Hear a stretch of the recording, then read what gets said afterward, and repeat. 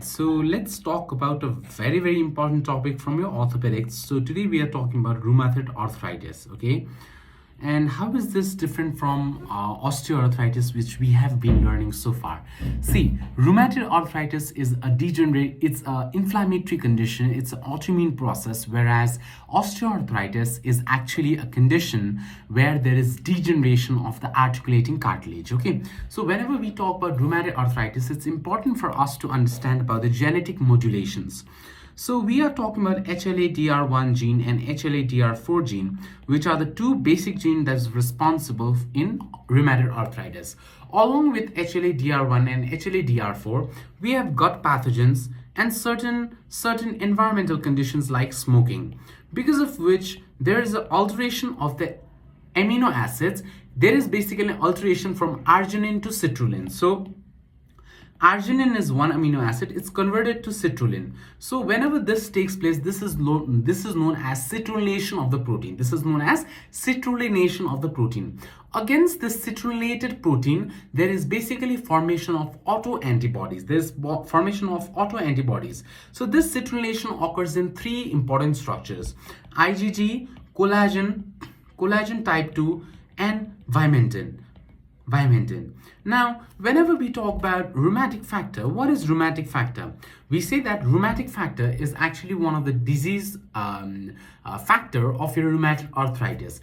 Actually, rheumatic factor is actually a condition which you actually see in your blood parameters, right? But that is not specific to rheumatoid arthritis. The specific one being ACCPA, that is anti-cyclic citrulated peptide antibody. So this is the specific marker which you can actually see in the serum of person who is suffering from rheumatoid arthritis. Now let's talk about how are you going to diagnose the case of rheumatoid arthritis. So for the diagnosis of a case of rheumatic arthritis, you come from a clinical background. A patient enters to your OPD, orthopedics OPD, you are sitting as a consultant orthopedician, and then what you evaluate is you evaluate the walking gait of the patient. So the patient has a kind of a deformed gait. The deformed gait is basically because he has a deformity which is known as genu valgum type of deformity. He might have a varus deformity in the case of osteoarthritis, but a valgum deformity in the case of rheumatoid arthritis.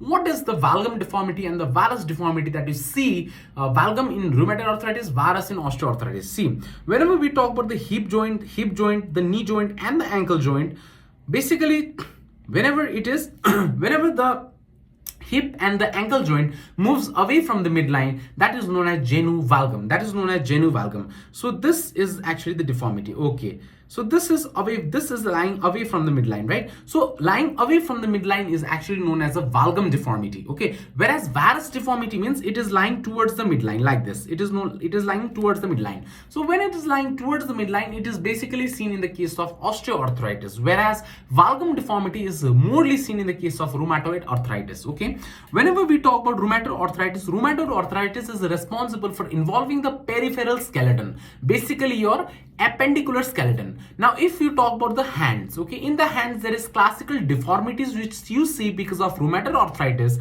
And whenever we talk about the different deformities, we need to understand about the squamonic deformities and the Bowtiner deformities that you see in rheumatoid arthritis. Before talking about the deformity, I would like to say you the location which is important whenever we talk about rheumatoid arthritis. So this is your DIP, this is your PIP, and this is your MCP. Remember, O comes before R. In your alphabetical order, the O comes before R. That is why the DIP and the PIP is basically involved in the case of osteoarthritis, and this PIP and MCP is involved in the case of your rheumatoid arthritis. What about the base of the index finger and this wrist joint? So whenever you talk about the first metacarpophalangeal joint and the wrist joint, remember this is O, this is R. Again, alphabetical order. So first MCP is actually involved in the case of in the case of osteoarthritis, and the wrist is basically involved in the case of rheumatoid arthritis. Now let's talk about the diagnosis. So how are you going to diagnose the case?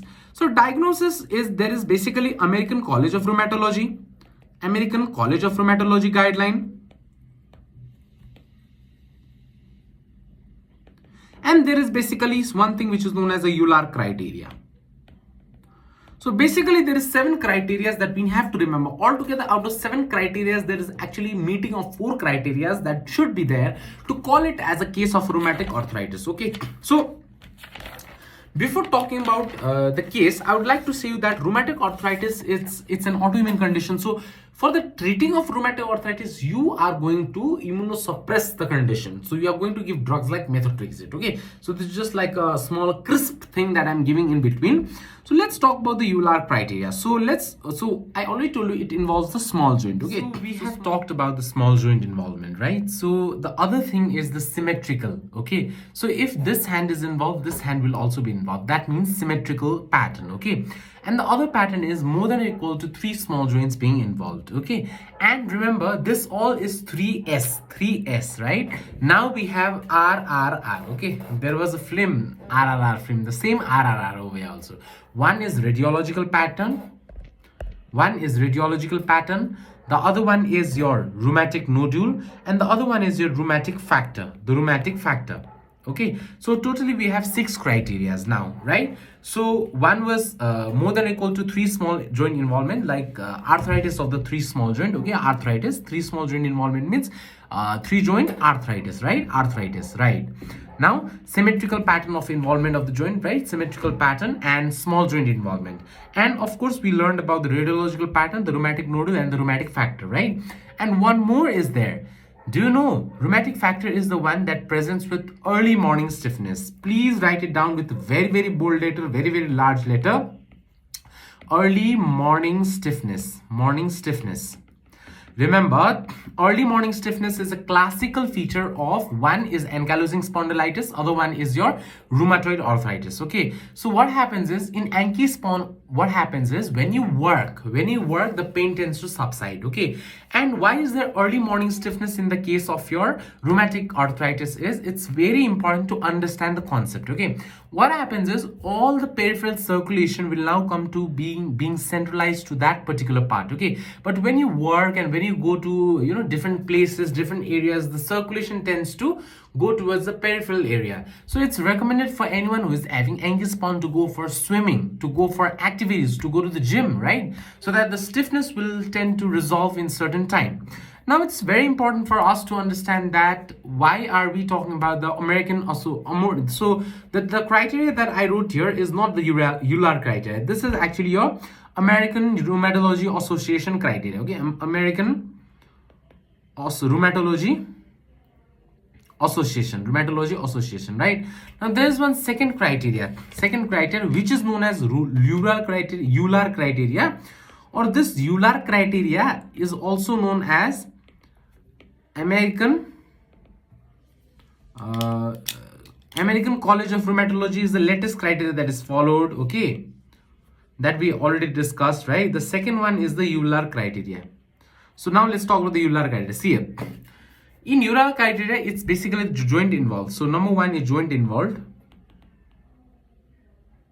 and you're giving with numbers. Okay, so if in case 1 large joint involved, it's a 0 point. 2 to 10 large joint involved, it is 1 point. Okay, now large joint work finish. 1 to 3 small joint involved, it is 2. Okay, and 4 to 10 small joint involved, it is 3. There is no 4 here. Okay, there is no 4 here. It's only 5 now.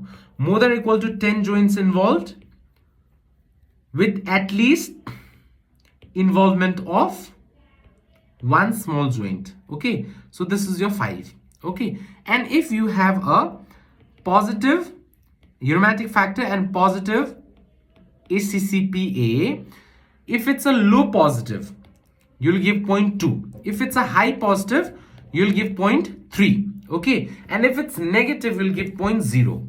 Okay, and if in case the ESR and CRP are higher, you'll give 0.1. Okay, and the duration is more than or equal to 6 weeks, you'll give 0.1. Okay, so there's basically 4 categories for this one. 4 categories. One is the joint involvement, the other one is the on the basis of rheumatic factor, whether that's positive or anticyclic citrulline peptide is positive, right? And the last one being your ESR and your duration duration of the disease, right? So it's important for us to understand about the deformities. We have already talked about the deformities. Some more deformities, okay, some more deformities. So what is swan neck deformity? Swan neck deformity means the DIP will actually flex and the PIP will actually extend, okay, somewhat like this. Somewhat like this. This is at a state of flexion. This is at a state of extension, like this. So this is known as a swan neck deformity. But I initially told you that rheumatic arthritis will not involve the, yes, distal interphalangeal joint. Distal interphalangeal joint and proximal interphalangeal joint are involved in osteoarthritis, and proximal interphalangeal joint and your this joint, MCP joint, is involved in rheumatic arthritis, right? But why would there be even a flexion in the DIP? It's because of the compensatory action, like compensatory extension of this PIP will lead to flexion at the DIP. So this is known as swan neck deformity. Similarly, exactly opposite. That means here you'll have flexion and here you'll have extension. So if that's the deformity, you have flexion and here extension. PIP flexion, DIP extension. That is known as Boutonniere deformity. There's something which is known as a Boutonniere deformity. Boutonniere deformity. There's something which is known as a Z deformity. Z deformity means, remember, wrist consists of R, no? So this R is radius. So wrist, it's deviated to the radial side. So in your anatomical position, this is your middle aspect, this is your radial aspect, right? So if it's deviated towards the radial side, wrist is deviated towards the radial side, and your fingers will be deviated to your ulnar side, okay? So fingers to the ulnar side, okay? And this wrist towards the radius side. Now how can you remember? So these fingers are known as ungli, right? So ungli, U for ulnar. Okay, ungli will be deviating towards the ulnar side, and this wrist consists of R. So that R refers to it's deviating towards the radius side. Okay. Now there are different deformities in your toes also, like hammer toes, hallux valgus, and windswept deformity. Okay, remember, hammer toes is similar to that of your Boutonniere deformity, where there will be flexion at the proximal joint. Okay, there will be flexion at the proximal joint. So what's the deformity? Classically, you go for an X-ray in an rheumatic arthritic female. What do you get is, you will get subchondral osteoporosis. You will not get subchondral cyst, okay?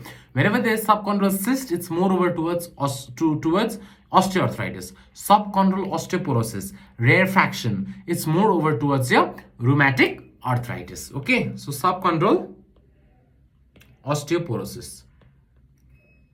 And remember, one more thing I would like to highlight here. Whenever we tell about rheumatic arthritis, we should not forget that if in case rheumatic arthritis is not treated on time, it can lead to ankylosis at any point.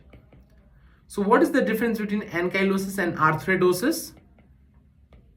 Remember, I have made a video on CTEV where I talked about triple arthrodosis that was done in more than 10 years of child having CTEV. That was for a deformity correction, and surgically I'm fusing the joints, right? That is arthrodesis. And what is ankylosis? Ankylosis means pathological fusion of the joint is known as ankylosis, okay? And of course, there will be joint space narrowing, similar to that of your osteoarthritis. And there will be Panus formation. Okay, Panus formation, pathologically you can learn Panus formation as MAFIA, mafia. That is myofibroblast, fibroblast, and inflammatory cells. Okay, myofibroblast, fibroblast, and inflammatory cells are basically involved. And remember, the deformities are there because it tends to subluxate. The joint tends to subluxate. Okay, so subluxation is a classical hallmark of rheumatic arthritis also. What are the extra-articular manifestations? I already told you one extra-articular manifestation. That was rheumatic nodule. Rheumatic nodule. Why was it important? Because rheumatic nodule was one of the criteria for criteria for rheumatic arthritis. Other one was rheumatic fever. Then you have scleritis in your ophthalmology. If you have uveitis, it is more towards your ankylosing, okay, ankylosing spondylitis. So here you have scleritis, and then you have different syndromes like Kaplan syndrome. You have Felty syndrome, Fetri syndrome, right? And the most common death associated with rheumatic arthritis is cardio associated death, okay? That is more over covered in the medicine portion. So for orthopedics portion, you just need to know the names of the drug. So drugs for rheumatic arthritis. So drugs are, what are we giving? We are giving drugs like methotrexate, anakinra, infliximab, sulfasalazine, okay? Some names of the drugs are important. Now main important is surgery. So why would we do surgery in the case of rheumatic arthritis? If in case there's severe damage, okay, severe damage to the articulating cartilage and there's severe pain, okay, and the prognosis is not good, there is failure of drug therapy, then you can go for synovectomy, or you can go for joint replacement, or you can go for a deformity correction. Okay, so the drug's name and all topic for rheumatic arthritis has been covered. Thank you everyone.